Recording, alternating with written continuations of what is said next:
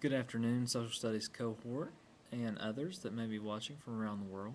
Welcome back to another heart-stopping edition of my vlog. Today I'd like to talk about probably the best day I've had so far in the classroom. One full of teachable moments. Mary, there was a lot of loving and caring going on, but I'm sure as you know, those days don't come by that often, so let's look at that.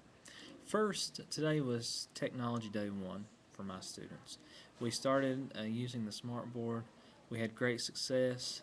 Students were up, interactive, working with smartboard in ways that they hadn't done before. We were reviewing, we were preparing ourselves for a quiz tomorrow, and I expect the scores will reflect the time the students had on the smartboard.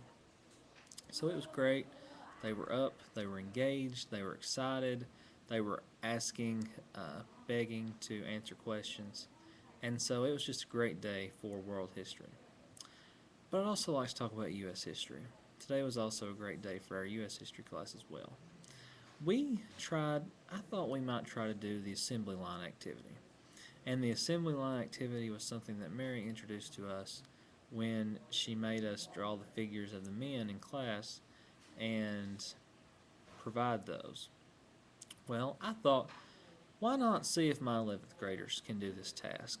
And I wasn't, to be honest, going in, I wasn't real confident in their ability to succeed at this task.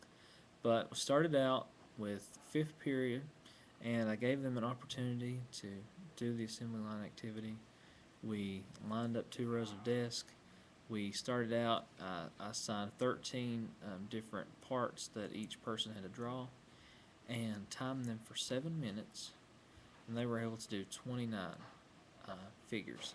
So we went back and took a look at those and saw that some mistakes had been made, some had to be ripped up, thrown away, one person had to be fired. But as a result of this, they were really able to deeply answer some of the questions I asked. They understood the benefits of the assembly line. They understood the problems with the assembly line and why people would be frustrated that worked on the assembly line. With 8th period, they thought of even more twists. One student raised his hand and said, well, why don't we also time ourselves individually so we can see if our time was different individually than it was as the whole group.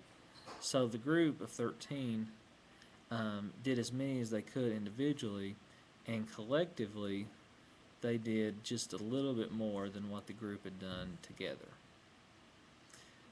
So they found, first their conclusion was that it was no different to do it individually because you could, with the same amount of people working, you could still come with the same amount of products. But they began to understand that the assembly line had been a little slow starting. They had never been on the assembly line before. It should have produced a lot more. Plus, when we started looking, I started showing what each person had done individually. We had midget men, we had giant men, we had giraffe-necked men, we had ninjas-looking men. We had all these different types of figures of men. So we began to think about specializing, and they began to understand that specializing was different. And so this was a day that I'd like to remember. It was a model day for activities and doing things outside the box. The 2.0 classroom, not necessarily the Web 2.0, but the 2.0 classroom was in use today at our high school, and it was another good day. It's been another successful week, and I look forward to 4 more. I hope everyone has a great weekend, and go Hokies.